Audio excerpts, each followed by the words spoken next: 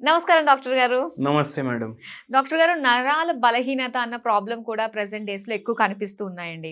అయితే చాలా మందికి డౌట్. నేను మొన్న మాటల సందర్భంలో మా ఫ్రెండ్ ఒకళ్ళు, "అమ్మో! నాకు కొంచెం నరాల వీక్‌నెస్ ఉంది. వాళ్ళు టీలు, కాఫీలు అవాయిడ్ చేయాలి" అని చెప్పేసి అంటున్నారు. ఇది నిజంగా అవాయిడ్ చేయాలంటారా? నరాల బలహీనత ప్రాబ్లమ్ ఉన్నవాళ్ళు? ఇప్పుడు మన 2 తెలుగు దేశాల ప్రాంతాలు ఉన్నాయి కదా! హ్మ్. తెలంగాణలో ఎక్కువ చాయ్ తీసుకుంటారు. మీరు ఒక్కసారి విజయవాడ దాటండి. కాఫీ చాలు అయిపోతది. కాఫీ కూడా తీసుకుంటారు అక్కడ. అవును. అయితే మీకు వంటలొస్తాయి కదా! హ్మ్. మీరు ఇప్పుడు ఇవాళ ఇంట్లో బిర్యానీ వండిన్రు. దానికి మీరు గ్రేవీ తయారు చేస్తారు కదా! అవును. ఆ గ్రేవీ కానీ, బిర్యానీ గ్రేవీ కానీ, గుత్తొంకాయ కర్రీ చేసుకుంటారు కదా! దాంట్లో కూడా జర గ్రేవీ ఏస్తారు కదా! అవునండి. అయితే అది వండేటప్పుడు మీరు ఎట్లా చేస్తారు? ఉల్లిపాయలు, ఇంకా హోల్ గరం మసాలా ఇవన్నీ వేసి శుభ్రంగా పేస్ట్ చేసా. పేస్ట్ చేసి మంచిగా దాన్ని ఉడకబెడతారు కదా! దాంట్లో ఆయిల్ కూడా ఎక్కువ వాడతారు కదా! అవునవును. ఫుల్ హీట్‌లో పెడతారు కదా! అది వండినంక కూడా మనకు జరసేపు డౌట్ ఉంటది. అరే ఇంకా వండాలి జరసేపు పొయ్యి మీదనే పెడదాం అనేసి ఉంటది కదా! కొంచెం టేస్ట్ ఇంకా ఉడకలేదు అనేసి అనిపించి అట్లా పెడతాం కదా! ఎంతసేపు అయితది? మొత్తం కర్రీ రెడీ అవ్వడానికి ఒక 20-25 మినిట్స్ పొయ్యి మీదనే ఉంటది కర్రీ. అవును. ఇది మీకు తెలుసు కదా! అయితే మీరు ఎంతసేపు కుక్ చేస్తున్నారు దాన్ని? ఇప్పుడు చాలామంది ఏం చేస్తారంటే, ఇప్పుడు ఒక పేషెంట్ వచ్చారు మన దగ్గర. రోజుకి 6 సార్లు చాయ్ తాగుతారంట. బా! హ్మ్. రోజుకి 6 సార్లు. ఆయనకు సింప్టమ్‌లు ఏమున్నాయి తెలుసా మీకు? ఈ ఫింగర్స్‌లో తిమ్మిర్లు. ఓహ్! ఈ ఫింగర్స్‌లో తిమ్మిర్లు. ఏందంటే అంకుల్ గారు ఉండే. జర 72, 73 ఉండే. వాళ్ళ ఇల్లు ఏదో sky rise apartment, high rise అపార్ట్మెంట్లు ఉంటాయి కదా! ఏదో పైన ఫ్లోర్‌లో ఉంది ఇల్లు. ఎవరైనా ఏమైనా స్విగ్గీ, జొమాటోలో ఆర్డర్ పెడితే వాడు దిమాగ్ ఖరాబ్ అయిపోవాలి. ఇన్ని ఫ్లోర్‌లు పైకి పోవాలి అది ఇది అనేసి. ఇప్పుడు హై రైజ్ అపార్ట్మెంట్లు అన్నీ అట్లనే తయారైనాయి.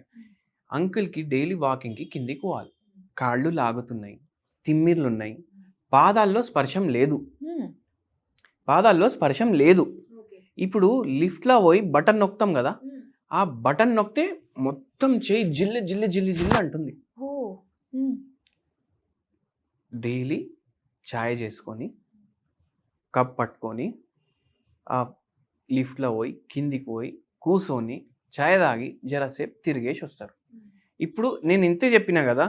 మీకేమనిపిస్తది? అరే! మంచి అలవాటు. చాయ్ కూడా హెల్త్‌కి మంచిది అంటారు కదా! యాంటీ ఆక్సిడెంట్లు ఉంటాయి కదా! అంటారు కదా! ఇప్పుడు వాకింగ్ కూడా మంచిది కదా! అయినా ఈ నరాలది సమస్య ఎక్కువ ఉంది. మెడ నరాల్లో ప్రాబ్లమ్స్ ఉన్నాయి. నడుము నరాల్లో ప్రాబ్లమ్స్ ఉన్నాయి. డీజెనరేటివ్ డిస్క్ డిజీజ్ ఉంది. ఓకే. ఇప్పుడు ఆయన బెంచ్ మీద కూర్చున్నాక, చాయ్ తాగినాక లేస్తారు కదా! ఇట్లా లేచేటప్పుడు నడుము నుంచి తల వరకు ఒక షాక్ కొట్టినట్టు అవుతుంది.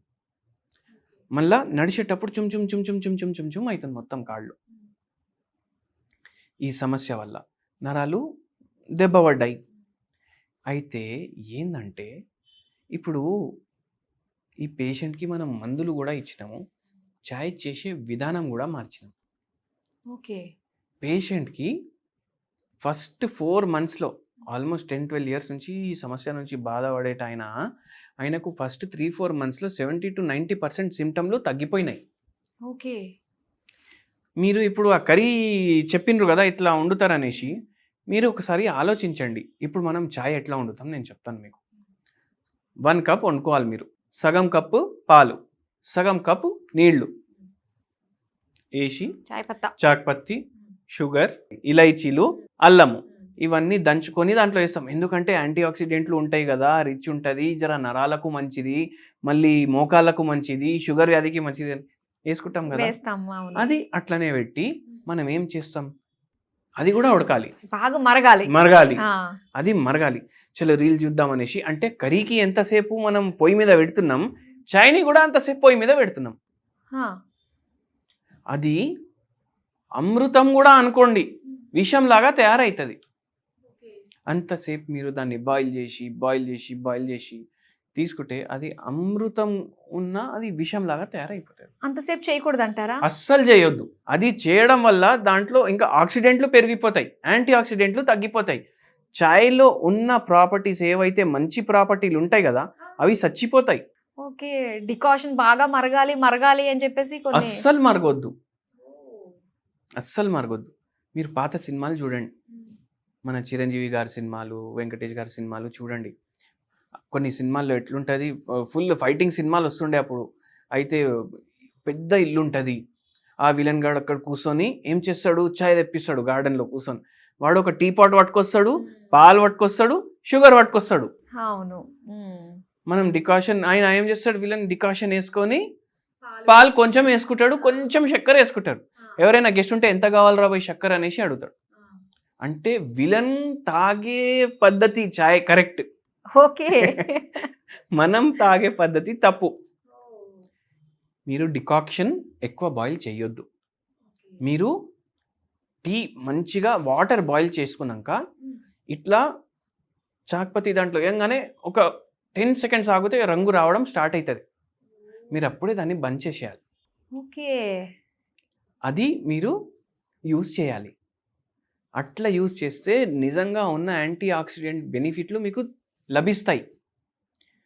మళ్ళీ ఇంకా కొందరు గ్రీన్ టీ తాగండి అంటాం. వాళ్ళకు కరెక్ట్ విధానం తెలియక వాళ్ళు ఏం చేస్తారు, ఈ చాయ్ ఎట్లా తయారు చేసుకుంటారు, ఆ గ్రీన్ టీ కూడా అట్లా తయారు చేసుకుంటున్నారు. ఇప్పుడు టీ బ్యాగ్స్ అయితే ఎలా అంటారు మరి? టీ బ్యాగ్ అయితే అస్సలు వాడొద్దు. బయట ఏమో అస్సలు చాయ్నే తాగొద్దు. ఎందుకు, నేను సింపుల్ ఎగ్జాంపుల్ చెప్తాను మీకు. మన బట్ట ఉంది, జర వాటర్ పడ్డది అనుకోండి, ఇది మొత్తం అబ్జర్వ్ అయ్యి ఇట్లా పైలా ఇచ్చిపోతుంది కదా. పేపర్ ఉంది, మీరు దాని మీద వాటర్ వేయండి, మొత్తం అబ్జర్వ్ చేసుకుంటుంది కదా. పేపర్ కప్ రా వాడు ఇచ్చేది తాగుదాం అనేసి మనం అనుకొని పేపర్ కప్లో ఛాయ్ తాగితే దాంట్లో ఎందుకు రాదు? ఎందుకంటే దానికి మైక్రో ప్లాస్టిక్ లేయర్ ఉంటుంది. ఓకే. సో ఇవన్నిటి వల్ల నరాలకు చాలా దెబ్బ పడుతుంది. అందుకే ఏది మనం తిన్నా ప్లాస్టిక్ కవర్లో ప్యాకింగ్, ప్లాస్టిక్ గిలాస్లో ఛాయ్, ఇవి తీసుకోవద్దు. ఛాయ్ని అంతా ఉడకబెట్టొద్దు. అయితే ఇవి మైండ్లో పెట్టుకోండి. ఆ సార్కి కూడా తగ్గినట్టు మనకు కూడా తగ్గుతుంది మనం కొన్ని విధానాలు మార్చుకుంటే. కరెక్ట్ అండి. అంటే నరాలు ఒక్కటే కాదు, మోకాలు కూడా ఖరాబ్ అవుతాయి, మీ జీర్ణ వ్యవస్థ ఖరాబ్ అవుతుంది, మీకు మలబద్ధకం వచ్చే ఛాన్సులు ఎక్కువ అవుతాయి, ఇన్ని ప్రాబ్లంలు అవుతాయి. ఇప్పుడు చూడండి, అందుకే కొందరికి ఎట్లా అలవాటు అయిపోయింది అంటే, నాకు ఛాయ్ తాగితేనే మోషన్ వస్తుంది. ఎందుకు? ఛాయ్ అయితే హెల్త్కి మంచిది కదా.